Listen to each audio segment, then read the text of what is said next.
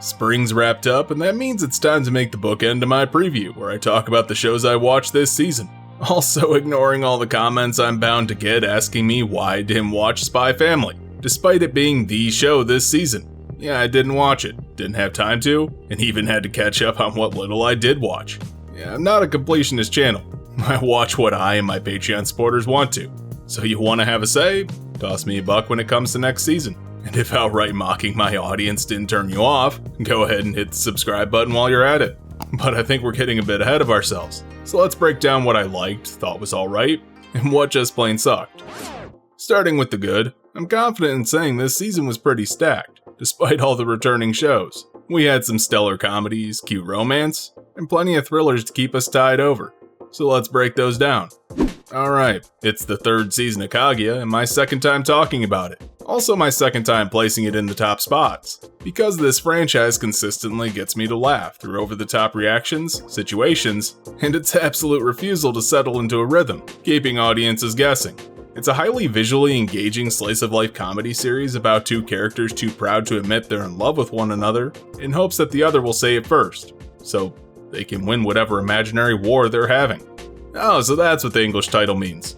After 2 seasons of back and forth, will they won't they finally comes to a climax, with Kaguya and Miyuki poised to settle things once and for all, by realizing there's absolutely nothing to lose in this game that they have going on, and ready themselves for their final confession, all while our backup cast settles on plans for graduation, their love lives, and everything syncs up well. This is the culmination of 36 episodes, and it feels like everything in the anime has been building towards this. And I won't spoil it, but if you've been sitting on this franchise until now and have any passing interest in rom-coms, grab it, because it's an absolute roller coaster. Yeah, no surprise that Komi-san is still ranking well. After the first set up the premise and got the audience shipping the two leads, how did Komi's barrier to communication work against her in dealing with her budding feelings for Tadano? That's the question on everyone's mind going into this one. And as we see the two grow closer this season, Komi's subtle reactions indicate the struggle going on just beneath the surface. The humor here is still in top form, with personifications of puns barraging the audience with one-liner setups, and gags that kept the humor varied enough that it's impossible something won't land, especially as the core cast grows beyond that initial premise, making us even more invested in their relationships and rivalries, showcasing an animation style that amps up the gags and sells each of these seemingly one-note characters as the protagonist in their own story, and we just happen to be catching them through their connections with Komi and Tadano. Highly detailed art, ambitious camera work, and most importantly, style. This takes the shy character wanting to make friends approach, and layers that heart with a thick slathering of jokes in such rapid fire, told in a cinematic way that highlights the humor. Definitely check this out for some top-notch comedy, though maybe start with season 1. As somebody who loved Machikado Mazoku since season 1, this felt like the series picked right back up where it left off. It kept the same humor as the first season, occasionally reminding the viewer that it's meant to be a parody of a magical girl series, but ultimately finds its own way, by wrapping up the dangling plot threads and leaving Shamiko in the spotlight to sort out this mess on her own with a growing support system. While that may seem like the series has officially blown its load, it actually left more room for the characters to spread out from their parody roles. Seeing Momo's growth from a stoic magical girl whose brain is focused on training, to someone genuinely trying to be Shamiko's friend and reconnecting with her emotions, is the sort of sweet story that makes me come back each week. All while the series becomes progressively more slice of life, just dealing with the day-to-days of being an evil demon trying to protect her city, and sort out everyone's minor problems. Also, just get her homework done before summer vacation ends. Life's rough. The humor here was still something laser-focused into my sensibilities, with a mean-spirited spite primed at the main character from the universe itself, as she takes it all in strides and occasionally sobbing her way through acceptance. And yeah, that's part of the charm. You know, seeing Shamiko deal with her family's curse and just inordinate amount of bad luck, and why that makes her want everyone to get along and be happy, even if that happiness often comes off as a marriage proposal more often than actual friendship. Definitely check this out for Soft Fury fans, people who like slice of life, and also enjoy somewhat depressing jokes. Hey, Ascendance of a Bookworm's third season did well this time. As someone who's highly invested in this series at this point, having read the entire English release of the light novels to date, made multiple videos on this franchise, and still managing to talk about it here, I can say the adaptation was handled mostly well. Yeah, there's a lot of cut content, but it tries to convey the main story as well as it can with its budget, and also time frame. especially as the fate of the anime is still up in the air at this point. It rounds out the building of Mind's life from her reincarnation, new goals of making books in a world where they're not plentiful, her friendships and family that have become increasingly more important to her as they care about her, while also helping her succeed, as well as her survival as a commoner born with magical power in a world where that's pretty much a death sentence. So how does this wrap up?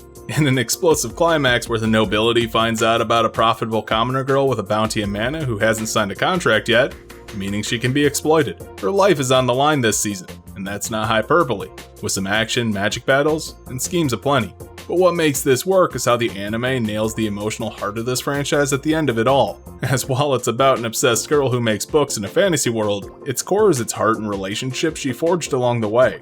While the future of an anime adaptation for this looks grim, I've been going through the light novels book by book, talking about them and my thoughts. So, there's a playlist on screen if you're interested in that. I recommend this series for a lot of reasons, but the anime is probably one of the best paced isekai stories I've watched, so check it out. It wasn't all comedy and lighthearted stuff this season. Tomodachi Game filled a particularly dark niche I'd sorely missed in anime. And no, not the bloody kind of gorefest people usually think of when they say dark. This was an anime that explored the depths of humanity by looking at relationships, how they're made, and how strong they are. It pits groups of friends against themselves and one another to see if they can get out of debt, or if they'll sacrifice someone and burn down their entire group dynamic. There's been a few anime as of late that have tried to capture this what horrible shit would people do when backed into a corner vibe, like Platinum End and Darwin's Game. But this series really managed to showcase that without relying on the whole edgy death game thing.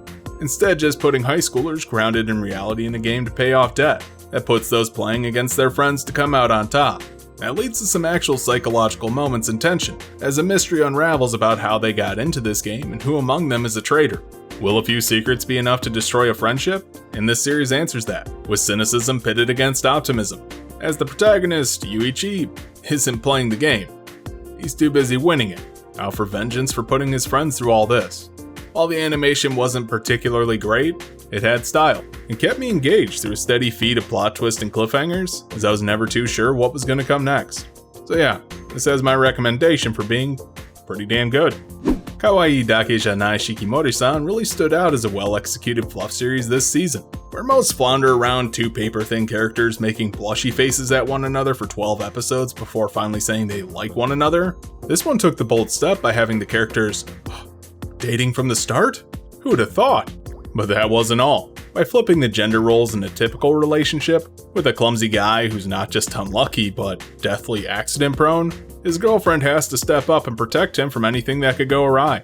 That might seem emotionally draining at first, but as the series goes on, we discover why the two are dating isn't so flimsy, as his particular misfortune shaped him into the kind and understanding person, with an emotional fortitude that makes his girlfriend swoon, while she in turn pushed herself to be strong to protect him from all the trouble coming his way.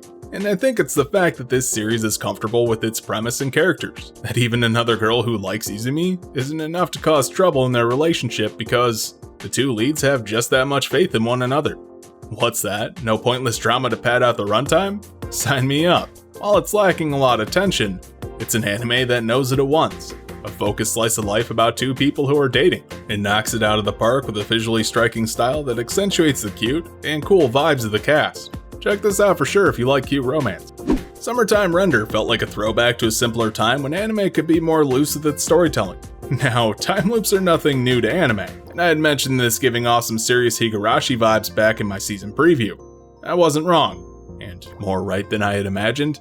The way the pieces are kind of out of order, presented with gaps, and later revelations recontextualize the story is honestly not something most producers are comfortable doing these days, considering so much tends to be easygoing isekai or rom-coms that do little to challenge viewers. But this presents a convoluted story that's meant for the audience to have a part in unraveling, rather than just having the entire thing spoon-fed to us. It quickly shows us the endgame and stakes of the conflict, but how to sort that out is still up in the air, as our main character has to quickly grapple with his new time travel powers and sort out who he can trust. Part mystery, part thriller, as the audience is led through a wild ride to save the island we're on. I think the way the anime is told through its framing and cinematography really encapsulates why it's an engaging watch. It uses more cinematic angles, highly detailed art to express emotions, with wild swings from terror, anger, and even happiness that really brings the cast to life. This was a really great start to a two-core show, so Give it a watch if you're looking for something a bit gruesome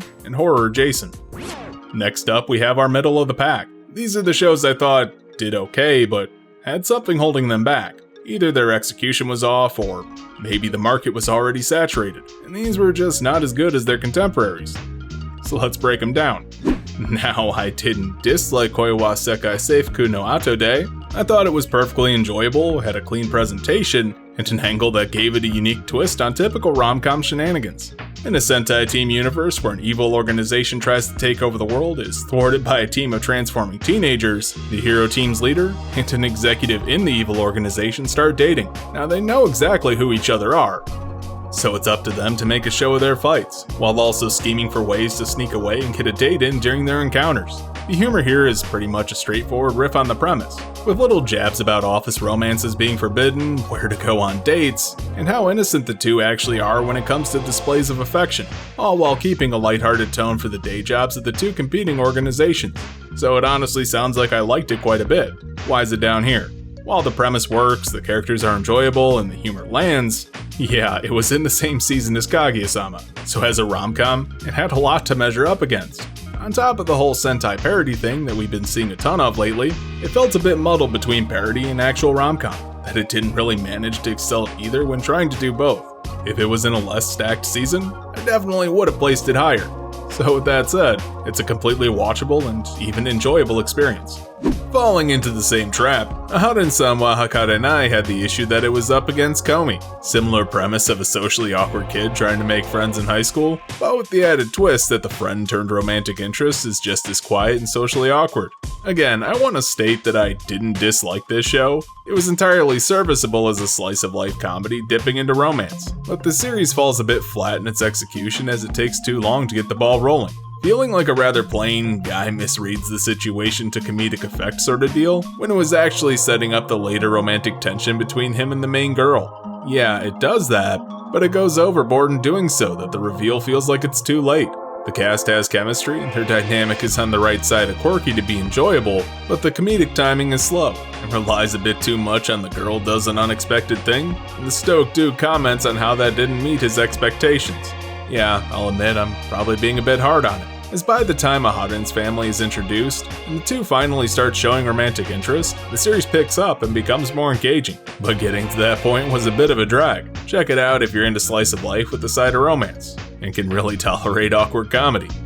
I wasn't expecting to like Otome game Sekai wa Mob ni Kibishii Sekai desu as much as I did. On the surface, it seems all too similar to Bakurina, but it managed to carve out a niche as a guy actively trying to avoid the game's plot he's been reincarnated into, someone else messing with that plot, and him getting involved trying to write it, only to have the game's protagonist and villainess fall in love with him, and also become friends. The main character of this series embraced being a heel, whose knowledge of the game let him challenge some of the later dungeons for high-level loot, making him incredibly OP, as opposed to like some god-given talent bullshit, and he absolutely hates the world he's been reincarnated into, shits all over the former main cast. Though I will say it does handle them well, by showing some actual depth to the previously shallow personalities in the game, getting the audience invested in the main characters and rival forces. Great, so why is it down here?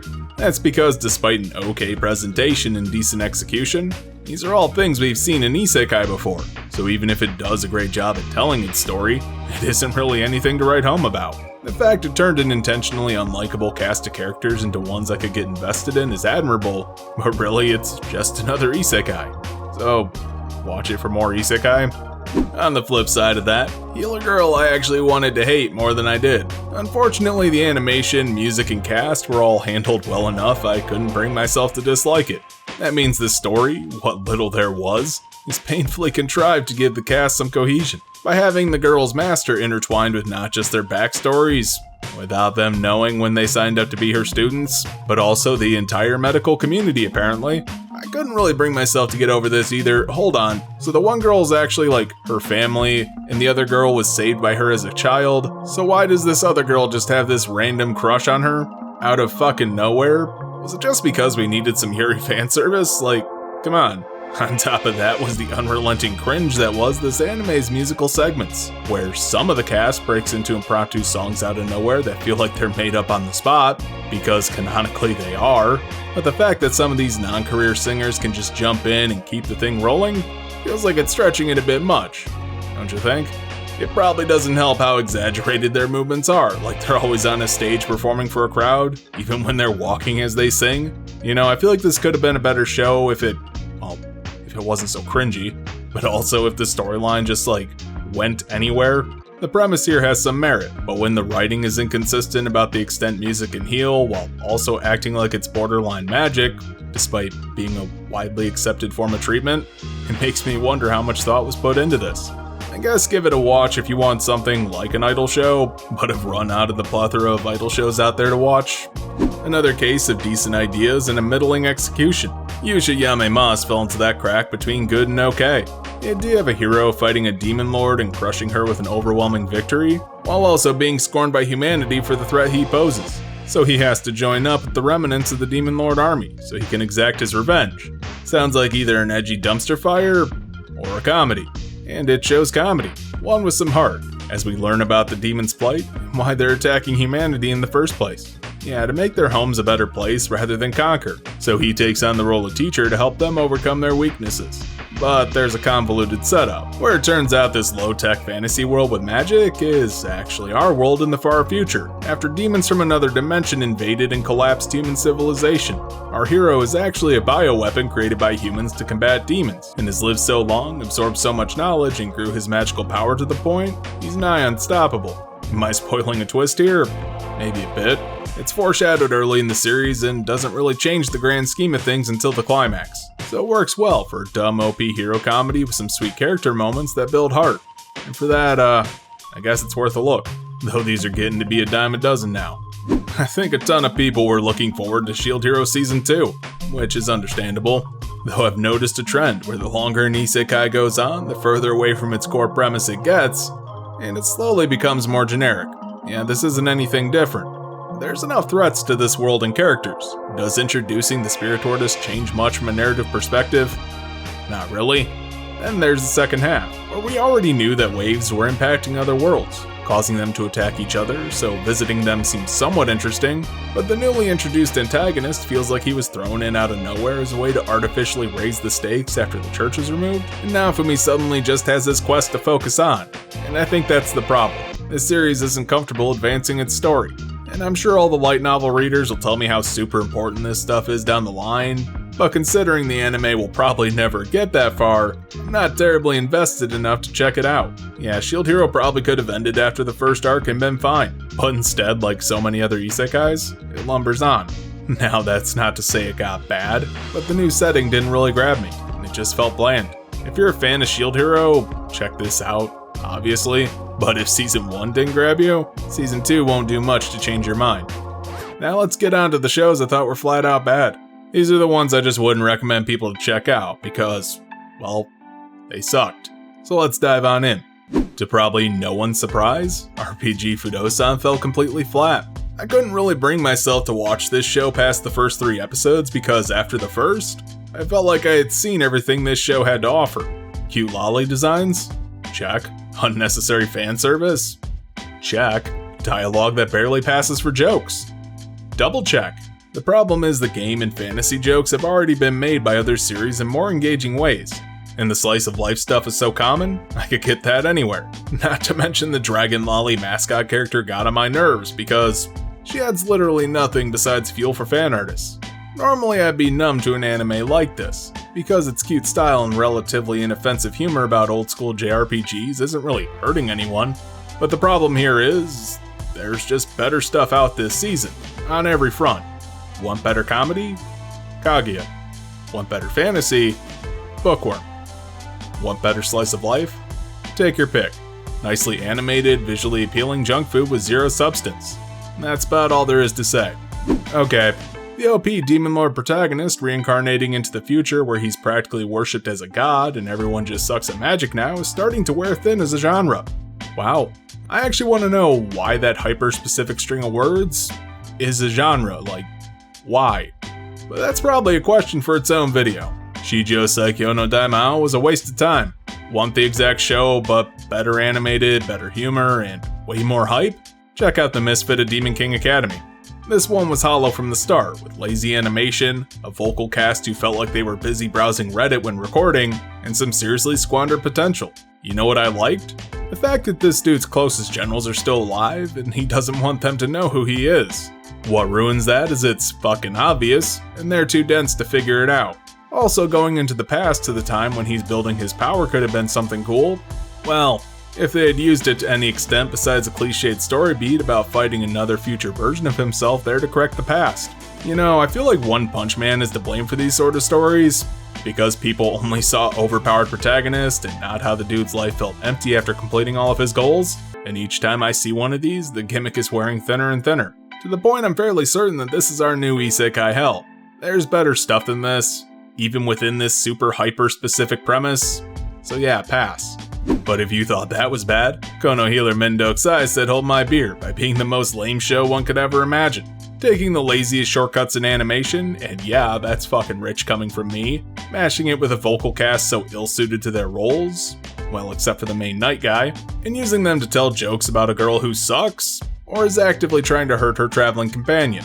I honestly don't know if this one got lost in the weeds here, but it feels like the studio did this because they either lost a bet, or an actual studio backed out at the last second, forcing the producers to animate it themselves. The jokes are slow-paced, mean-spirited, and rely on the classic Japanese straight man routine, where the laughs are meant to come at the knight's expense as he's about to have an aneurysm dealing with his healer.